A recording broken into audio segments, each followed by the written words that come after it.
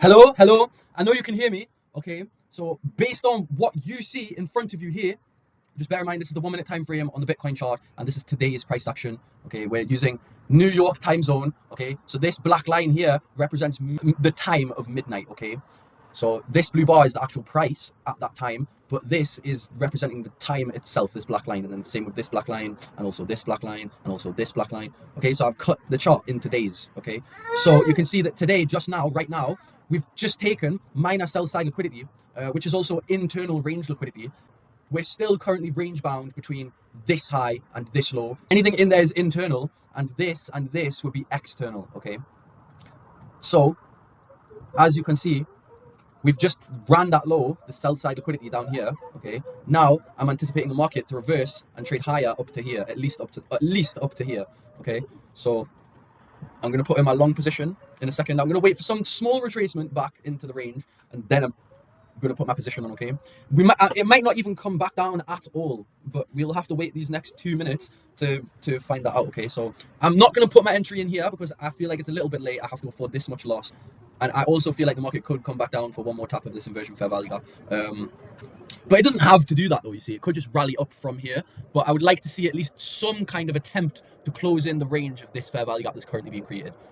So you can see the fair value gap is from here to here. There's a fair value gap there, but there's still 30 seconds on it, on this candle. So I'm hoping that in those 30 seconds, the fair value gap might close down a little bit. Obviously, if we just run higher, then that is a breakaway gap, and that is going to be left open, and then we're going to continue to see higher prices. So really, I should have put my order in already, but I'm going to hope that they do mitigate this fair value gap here, and they don't just leave that open as a breakaway gap. Because if that is a breakaway gap, then there's a good chance that the market is going to trade higher and just leave that area alone. So if it was a breakaway gap, I would want to mark it out, okay, as breakaway gap. But for now, I'm just going to put BISI, which stands for buy side imbalance, sell side inefficiency. It's just basically a bullish fair value gap, okay? A bullish fair value gap. So we're trading above it now. Can we get another candle inside of this gap without the market taking off to those highs? It's going to be interesting to see. If it doesn't come back down into this range, this is a breakaway gap, and that is likely to be left open as we now take out this stacked fair value gaps here. But basically, we're looking for a retracement back down into this fair value gap, but I understand that it might not happen at all, okay? So we will have to be patient. If this candle closes bullish, this candle becomes a suspension block because there's a volume imbalance to the low here and there's a volume imbalance to the high. So if this candle closes bullish, we have a suspension block, and we would actually be using the suspension block to form an entry on instead of the breakaway gap. So I think this is going to be a breakaway gap. Okay, and the breakaway gap shouldn't be retraded to. So this here is a bullish suspension block. Okay, now, oh yes, look, the candle closed bullish, it formed the suspension block. Okay, so that did happen. Right, now I'm looking to take entries off of the suspension block, but not the breakaway gap. So the breakaway gap, I want that to be left open and essentially just leave it alone. Okay, now just to be on the safe side, I'm going to enter my position now, and I'm going to put my stop loss to the candle that forms the breakaway gap. So if it does come back down into the breakaway gap, I suppose that's fine, but my safe stop loss should be at the candle that created the gap, okay? So this is like essentially the premise that I'm using to take my entry here and go long, okay? I think I've explained it pretty decently. My target is going to be this wick here. You see that long wick there? That is going to be my overall target, okay? So I'm looking for a 3-to-1 on this trade, and I want price to use the suspension block as a idea of support to carry the market higher into the near future, okay? So we've already taken internal range minus sell side liquidity. That is a bullish idea. So I believe, in fairness, it's possible that this could happen, although very unlikely. And the amount of time that it would take for that to unfold is quite significant. So, so I don't mind leaving this on, at least until some of the higher targets have been fulfilled. I'm going to outline TP1 just to make it like obvious that this is where I would close the trade initially. So my take profit 1 is going to be here. See how I just stopped that on 420. So take profit. Where's a hashtag? Where's a hashtag? That's not a hashtag. Neither is that. Where's my hashtag, man? There. No, that. Number one, take profit 1 is up here, okay, at this wick here. I'm going to grade the rest of the wick as well, just for cleanliness sake. and the fact that I don't have to like do it later on, because you know, if I waited until the market came up here and I was like, oh, discount wick, premium wick, sorry. So it looks like we've making an initial distribution like lower, okay? But the idea is that we've already taken minor sell side liquidity, okay? So the idea that I'm using here is for price to potentially come back down into this bullish suspension block and then use this as a propulsion mechanism, as a way of sending price higher, okay? So my take profit 1 is here. Is there anywhere that I will be able to outline take profit 2? So I'm going to let this scenario play out, to be honest, to see this premium wick here. I'm going to extend that, okay, so that it's viewable in my expectation, okay? So this is going to be take profit 2. So if I was taking partials, which means closing some of my position but not the entirety of it, okay, my second profit is going to be taken up here, okay? So this is going to be take profit 2. Just going to put this black. There we go. Okay, I need to outline that this is a premium wick. Okay, and then obviously my take profit 3 is going to be the minor buy side liquidity pool up here, okay? And then potentially there's even room for price to come up into here. So this is how I'm framing my trade. I hope I've made it concise enough. We've literally had the exact retracement that I mentioned, which is for price to come back down into this bullish suspension block here and use that as a sort of stepping stone for price to then come higher than it, or to push price push price higher. Okay, the breakaway gap is being left alone, which is what I love to see. So basically, people would have been like hoping for a retracement into this fair value gap, not knowing what a breakaway gap is, because they only know like what a fair value gap is. So they see the fair value gap and they're like, oh, retracement into there. Well, they never got it because that's a fucking breakaway gap and that shouldn't be retraded to. But the bullish suspension block, on the other hand, that can be retraced into, recapitalized, and used to shoot price higher.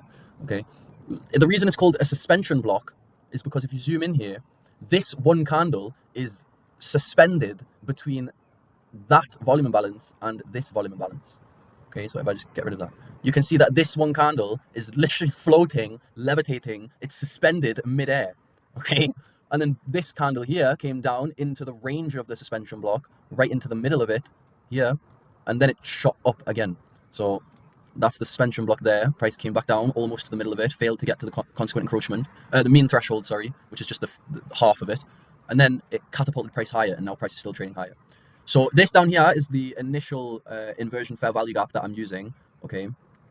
Because it's so small, a lot of people might opt in to use this as the inversion fair value gap.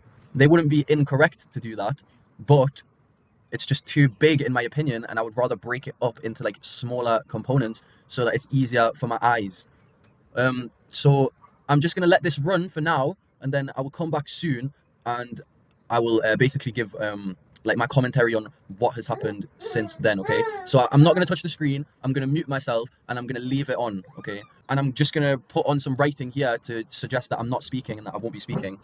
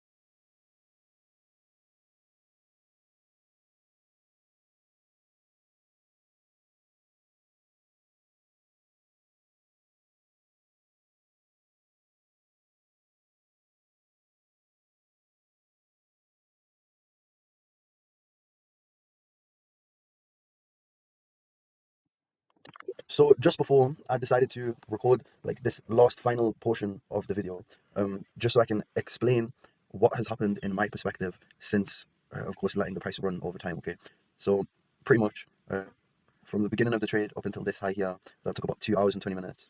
and then to here is about 4 hours or something like that. Maybe this is 2 hours, 2.5 hours or something, and this is 4 hours. Okay, but basically, I was initially hoping for this mitigation block idea to be formed with this low being higher than this low. So the failure to make a lower low was initially giving me the expectation of seeing that when price comes above this high, it might trade higher than it and then come back down into the high just briefly before using it as a stepping stone for higher prices. That's how the mitigation block works essentially. So as you can see here, you have A and B, and because B failed to get below A, we are now in low resistance liquidity run conditions, and it should also act as a mitigation block. So just to outline for you the mitigation block, it would be from this high to this low, and basically when price trades above the mitigation block here, right here, it comes back down into it. Okay, it allows the people who were selling the market here to get out of their losing position. So it mitigates, like I don't know, it's basically like mitigating here and giving them a chance to pull their positions out of the market at break even instead of actually taking a loss. So that's the idea of that. And then basically every time the market creates a run low, you can just mark out that high, and that should be remitigated as well. So if I copy and paste this line here, actually place it on that high, this high here. So when price trades above it, it comes back down, it remitigates this high, and then more highs are created. So it's very interesting. I do love the mitigation block when it actually works. Sometimes I see them and it doesn't work the way I would expect, but other times it does, as you can see here.